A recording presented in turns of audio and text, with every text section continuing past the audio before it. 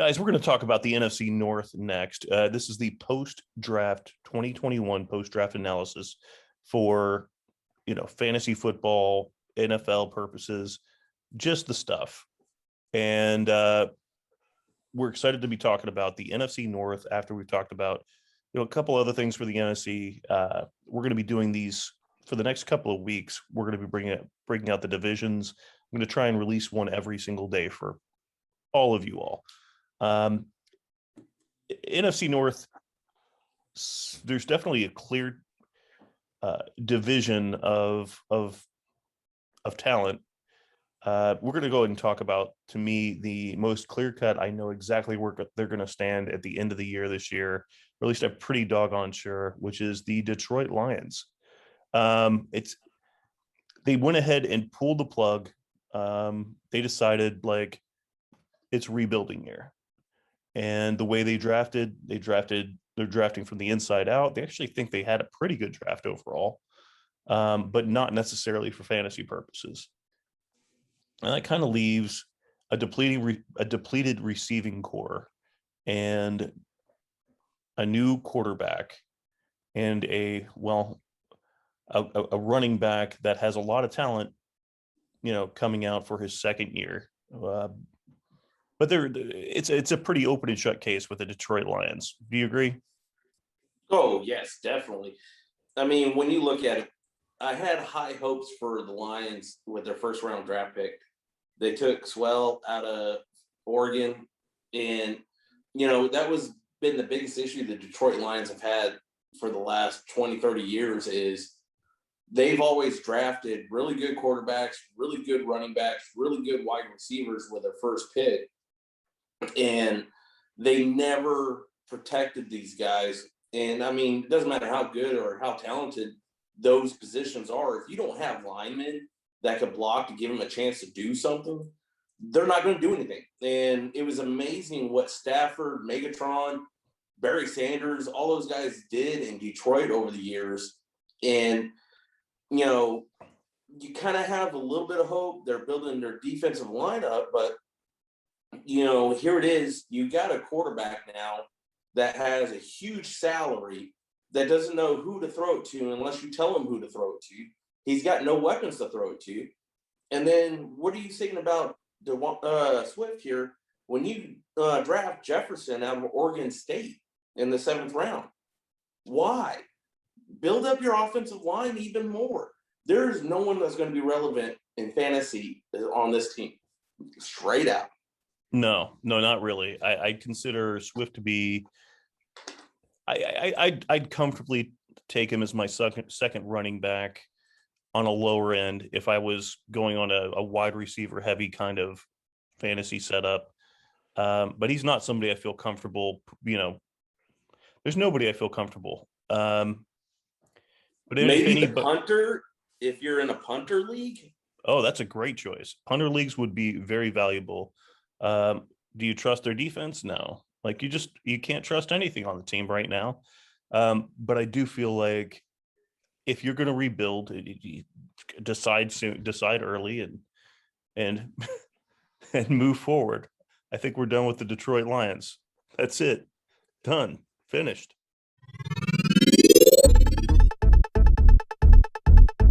All right, so we're talking about the NFC North, and we're going to bring in Green Bay is who we're going to discuss right now. Green Bay they're almost seeming like they're forced to take into a season of metamorphosis because there is panic at the disco. It's pretty well documented, the unhappiness of Aaron Rodgers. And that's unfortunate because that is putting, a dark cloud over what could be a very fantasy relevant team, what has been a very fantasy relevant team the last couple of seasons. Aaron Rodgers, obviously a high-end quarterback, but it also hurts the prospects of guys like Aaron Jones and specifically Devontae Adams. And what do you think about this? Let's start with talking about the fantasy, and then we'll talk more about the Aaron Rodgers situation in general. Right now, I will say this. I know we're going to get to him, but Aaron Rodgers will not take another snap in Green Bay. No questions asked. And because of that, the Devontae Adams, his value is going to go down because unless they bring someone else in a trade that's relevant, what's going to end up happening is you're going to have Love as your starting quarterback. There's no guarantees that he's ready. And I'm willing to bet he's probably not ready because the Green Bay front office does not want to let Rodgers go. And what's going to end up happening is that starts bringing down Jones's value. And then the reason is you're going to be in a position where you're going to be behind, where you're not going to be able to run the ball. And you're going to end up passing late. You're not going to really be able to check down to Jones, which would be a lot of points in PPR. But it's one of those things. You can't give the running back the ball when you need to go 50, 60 yards to score a touchdown so you could do an onside kick to score another touchdown. Their offense is going to be, absent. And that means you're taking a real big chance on Devontae Adams and Aaron Jones this year. Yeah, I mean, and what do you have after Devontae Adams? I mean, you have Marquez Valdez-Scantling. You have, the other guy coming off of an injury. Well, you got Alan Lazard. I mean, you get Lazard, which Lazard had some, promise coming into this year as long as Aaron was the quarterback.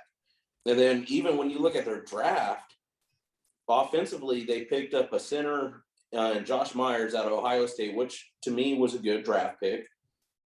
Rodgers, a wide receiver out of Clemson, not a bad one, adding a little bit of weapons there. Then you get a guard, Royce Newman out of Mississippi. All right, SEC, I can see that. It's just one of those things. They didn't really upgrade their team that much.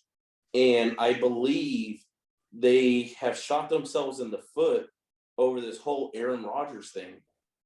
And now I'm going to talk about this because Aaron Rodgers, I completely understand where he's coming from. You asked for weapons last year. They did not give you weapons. They drafted your replacement. Not only did they draft your replacement, they traded up to draft your replacement. It's a slap in the face. No warning. No, hey, we're, going to draft a quarterback in the first round to, with the intent of you retiring here soon, kind of do what you and Brett Favre did. Well, no communication. Coach is really not talking to you about, how to go on, and you guys aren't seeing eye to eye in the scheme. Then they don't get you any offensive weapons to help you out to win games, and you still have an MVP season. You have every right to say, hey, I proved to you I'm not washed up. I'm not ready to retire. Kiss my butt. I'm out of here. And there's a lot of word about Love and Love not being able to, like, all reports show that Love has not been good. He has not been good in practice. And here's the thing is, you wasted a first-round draft pick. And now Aaron Rodgers wants you guys to lay in the bed that you've made. And I don't blame him. He has every right to want this. And for Green Bay to be that naive that he will return and we're not trading him, you're stupid. Straight out. You had every opportunity to trade him off. You could have traded him to San Francisco, got your star quarterback right there, and said, hey, we're done with Love. He's not cutting it. You could have even got a couple more draft picks to help build up that team and still been relevant this year. No, go ahead. Good. Well, Aaron Rodgers, the funny thing about all that stuff that's going on with this is he's got his new fiance. I don't know if you've heard about her, but she's kind of being treated like the Yoko Ono of the Green Bay area. Apparently she is involved in meetings with the front office and Rodgers and all this stuff. And apparently it's a catastrophe going on. People feel very strongly consistently about what's happening. But she wants out of that town. She wants out. She wants out. That's what's going on. I don't know if it's because they really want him to be a little bit closer to take on the Jeopardy role. But hey, you know what? At this point, all I know is that I don't know. I don't expect him. I don't expect him to play. I don't expect him to play this offseason. It doesn't matter if she's involved in this or not. I mean, it's one of those things. If Aaron Rodgers is wanting out because she doesn't want to be in Green Bay, okay, that's how it goes. It does. I remember. It's just going to cost him money. I remember years ago, my old lady told me, "Hey, I don't want to live in this town anymore." And by God, we moved in 3 weeks. It was one of those things. I said, "Hey, I want to move here." We moved there. And then after living there for a few years, she said, "Hey, I want out." We got out. And if that's what's going on with Aaron Rodgers and his personal life, so be it. And right now, if he wasn't going through all this controversy of them drafting Love in the first round last year, he wouldn't really have anything to gripe about, But they did insult him. They did say they were looking to replace him. And then all of a sudden, because he got you to the NFC Championship game, oh, we can't let you go. This isn't like when Brett Favre left Green Bay and Brett Favre said, "Hey, I'm retiring, sign the paperwork, hey, give me my pension." Oh, all of a sudden I want to come back and play. And then upset that, hey, I didn't get my job back. Yeah. This is totally different. Heard. Well, with that, I mean, we all know it's a complete mess. Even my cat's getting in on this situation. We're all upset. I would be interested to see where he ends up going off to if they end up packaging or finding a way to trade him. But I don't believe that. I agree with you. I think that there is I don't know if there's no chance that he'll play that he's going to take a snap, but I think there's a very small one. Either way, at this point, I just I want them to make a decision and move forward. I don't want to wait around. Just be adults, decide, move forward. Yeah, I realize it's a $25 million a year contract, guaranteed, plus all these incentives, plus all this other stuff. But hey, all right, let's move on to the next. All right, we're discussing the NFC North. We finally have a boring team to talk about. All right, the boring team that we have to talk about are the Vikings. Like, we know who they are. We know what the script is. We know who their quarterback is, the most boring quarterback in the game. We know that Dalvin Cook is a talent. We know that the receiving core is good. We know they have no defense. Let's talk about them for a second. Let's start with Kirk Cousins and how he is the vanilla. He is vanilla. He's not bad. He's just vanilla. He's a good middle of the season quarterback that will get consistent middle numbers, not worth the $80 million contract he signed. I mean, good God, Minnesota, what were you thinking? Signing a guy that never even won a playoff game for that much money. He's accurate. He runs the offense. But the thing is, when it comes down to pressure situations, he's not your guy. And the only thing that's even making Cousins relevant is the ability of Cook to run the ball. And because defenses are more concerned about Cook, it frees up Cousins a little bit more where he'll give you some okay numbers. He is not top tier quarterback, nowhere near worth the money he's being paid. And on top of that, when you look at their draft class, they got one receiver in the 5th round, and it's like, what are you thinking? I mean, all right, you got 2 good receivers on that team, but at the same time, it's Thielen and Jefferson are, you need a third guy. And this is what a lot of the good teams are proving right now. If you got 3 quality wide receivers on your roster, you're going to be okay. And I mean, that's what they're missing. They're missing a third wide receiver, and they're missing a quarterback that can be a little bit above average. If they were to get a better quarterback in there, right now, Aaron Rodgers, you can send him a Green Bay a trade and get him. But it's just one of those things. I mean, why are you guys sticking with him? Yeah, they drafted a quarterback in the the third round. They got Kellen Mond out of Texas A&M, but I'm not even sold on him. He's going to probably be a career backup.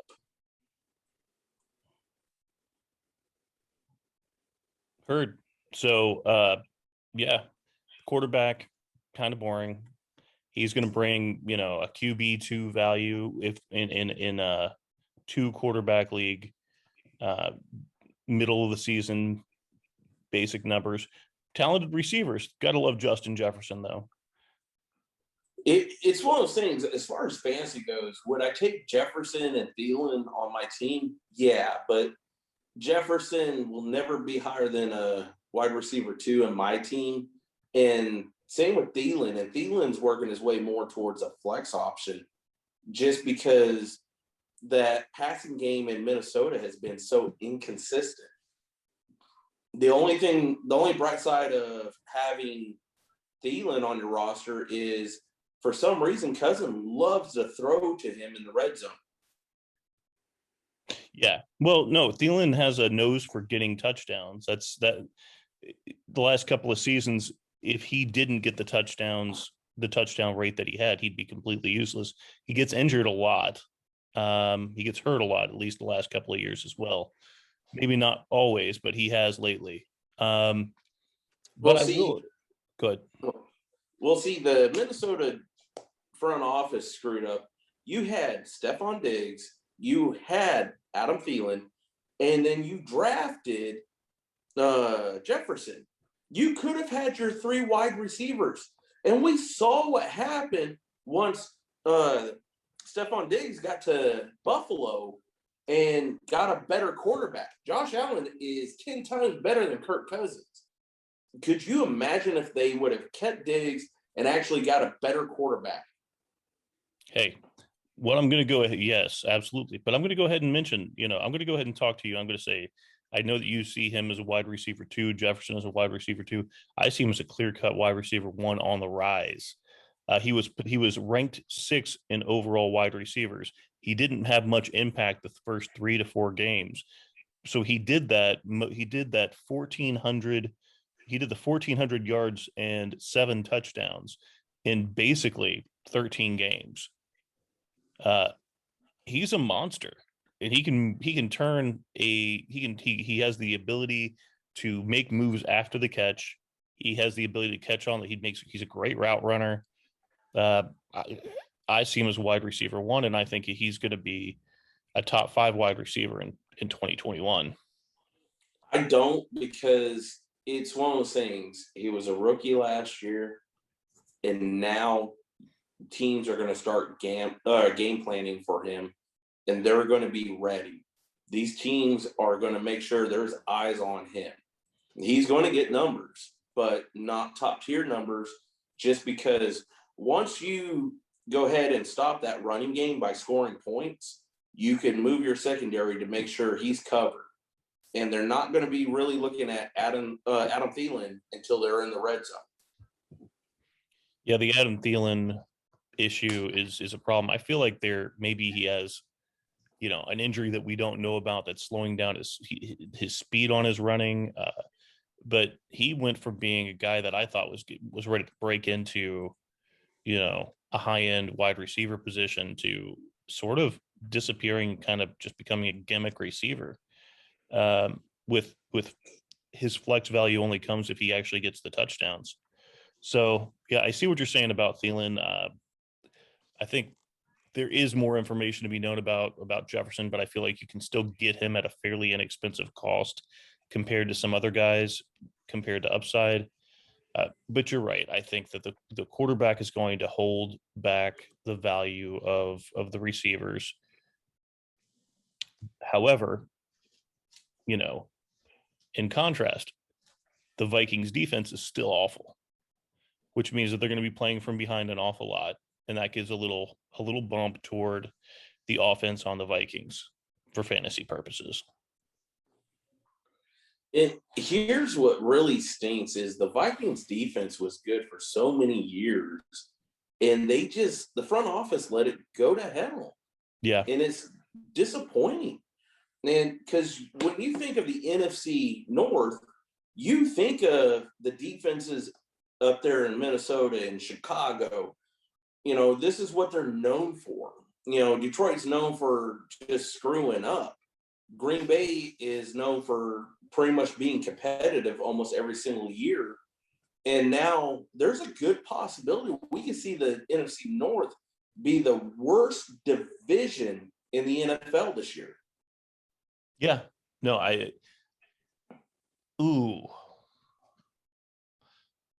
tend to say, I tend to agree with you that a couple of things happening. If Aaron Rodgers drops, that significantly depletes Green Bay, who is a marginal team without him. They still have an okay defense, just not a good defense. They still have a running game, just not as good of a running game. They still have Devontae Adams, but Devontae Adams, he still needs someone to throw him the ball. So then you have Chicago, which we'll go over after this. But they could be improved. But yeah, the Lions are terrible. And then you have the Vikings, and the Vikings, if they don't figure it out, there's nothing in the draft to me that showed that they're going to be significantly better. There's nothing that they did. They did no offseason moves that make me really believe that they're a changed team, that they're going to be better than they were last year. So I think that they just kind of like are fading into obscurity for a while. I don't know that they're going to be as bad as some of the other divisions were in the last couple of years, but like particularly the NFC East was awful, for a couple of years. I don't think they're that bad yet, but it's definitely on the radar. It's getting there. All right, let's go on.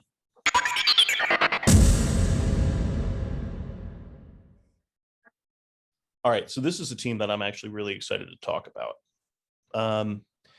This is a team that I'm excited to talk about because they finally made a move to take care of a player that I like. And I'm being vague, and I'm going to be more specific. We're going to talk about the Chicago Bears. And the Chicago Bears, in their big move in the draft of picking up Justin Fields, which rated higher on his mental aptitude tests than any quarterback in history, and rated higher, and for some scouts, a good portion of scouts rated him as the QB1 over Trevor Lawrence, which is a shock. And not all of them. Obviously, Trevor Lawrence is considered, that once in a lifetime or once in a decade talent. But Justin Fields, great leg speed, decent arm, great better mental aptitude than I knew he had. Makes sharp decisions, tends to make good ones. This is your new look Chicago Bears, a Bears with potentially a quality quarterback. What do you think of this? It's one of those things. There was a total of 8 teams that rated Justin Fields over Trevor Lawrence. Now, this being said, I was very high on Justin Fields. I loved his toughness, the way he managed the game, good arm. But draft day, and I finally saw something that I didn't even think of, was his mechanics in releasing the ball and how long it took. And I'm like, all right, if he goes to the right team, they'll fix this fairly quick. He didn't go to the right team to fix his mechanics. And Chicago is not a team that is known for developing quarterbacks and quickly. I mean, we've seen it with Trubisky, which Trubisky wasn't a terrible quarterback, just looked terrible because of the system he was in. When you look at the Chicago Bears as a franchise, their best quarterback is Jay Cutler. And that was after he had some of his best work down in Denver. So, I mean, that tells you Chicago is not a team that should be getting a quarterback that they could develop. And the sad part is they're going to throw Justin Fields in really early. If he's not starting week 1 over Andy Dalton, he will start within the first 4 or 5 weeks because Andy Dalton's not the solution. And on paper, with what they drafted, they should be 10 times better than what they were. They went after to fix that offense. Montgomery should be, a lot better. They also drafted Herbert, the running back from Virginia Tech. That should help out. They drafted offensive linemen to protect Justin Fields, which was something they really didn't have over the years and really made Trubisky and Nick Foles look extremely horrible, worse than what they really are. And they're bad.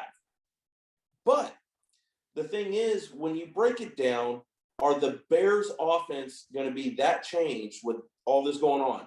And I believe the only way that they will look better is once they go ahead and redo their complete coaching staff. Now, the defense has been phenomenal, and you feel bad for this defense because they've been a top 10 defense for years, but because, they hold the opponents to 10 points, the offense can't score 11. And that's why they look so bad to everyone. Right now with the pieces they picked up for offensive line, those are going to give Fields or Dalton, whoever's playing, more time to throw the ball, and brings up our future Hall of Famer that we got to talk about, Robinson. This guy has never had a good quarterback, and I would love to see what's going to happen if Justin Fields can fix his mechanics. If he can fix his mechanics on the releasing of the ball quicker than what he's already doing, Robinson is going to be fantasy gold. Heard it here. Fantasy gold for Robinson. I tend to agree. I actually think that Montgomery is going to have a high-end RB2 kind of season as well. I think that he's actually the one that I think is going to make the biggest jump this season from what he was expected to do last season to where he is now. He ended up being, I believe, the running back 6 last season, by the way, after having kind of a slow start. So he already has shown that he can carry a team. Now I know they have Tariq Cohen back and he does some of the pass catching stuff, but they look better when Montgomery is just going between the seams, just crushing the ball. They look better when he's able to make catch a pass from time to time, and they look better when they get the ball to Robinson early instead of waiting till the last quarter, which is what they've been doing. I think they're going to be an improved team. Are they going to be a great team? Is Justin Fields going to be what Herbert was last year, or what even what Hurts was last year? I don't know. I don't think so. But I think he's quality enough to the point that they are going to be better. Are they going to be good? Yeah, who knows? Well, the reason they're going to be better is you're actually going to have a mobile quarterback. And that was the biggest issue last year, was the line was not blocking. And I don't know if it was because they hated Trubisky and Foles, especially Foles. They didn't have time to get the ball off. I mean, every opponent that had their defensive line was back there in less than 2 seconds. So now you've upgraded your offensive line. You got a quarterback that can move around and now is going to add a new dimension to your team. He can do a bootleg, and now defenses cannot just go kill the quarterback like they did last year against Chicago. They got to start going to the outside, and you're almost going to have, if you're playing a 3-4 defense, you're going to have your outside linebackers looking to spy to make sure he's not doing a bootleg and going to take off running for 10 to 15 yards. So, and then on top of that, if you come in, rush those outside linebackers, now you've freed up someone. You don't have a hat on hat. You're going to have someone upfield that's open, and he has the accuracy and the arm strength to get the ball there. The only problem I see is it takes almost a full second from the time he starts winding up till he releases the ball. And, 1 second sounds like it's not a lot of time, but to a beautiful, great safety or quarterback in the NFL, that is a decade. And they're going to break on it. And you're going to see Justin Fields throw some interceptions. Peyton Manning always jokes around with the very first quarterback to go, hey, feel free to break my interception record. If there's a quarterback in this year's draft class that can break that record in his rookie year, it can be Justin Fields if he does not fix that throw in action. And honestly, Dalton has said that he planned to work with Justin Fields personally. And I think that if anybody can kind of help him with some of those, I think Dalton has a good mindset for taking on a mentorship. So I hope that that's the case. I hope it ends up being like, the work that Dalton would do, let's say with Dak Prescott, and Dak Prescott has grown as grew as a thrower in the first several games from previous. Like his arm looked better than it ever had to me before he went down last season.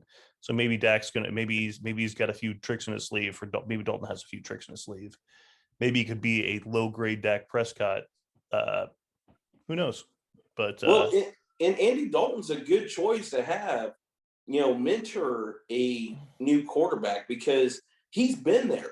He was drafted by the Cincinnati Bengals and was under Carson Palmer.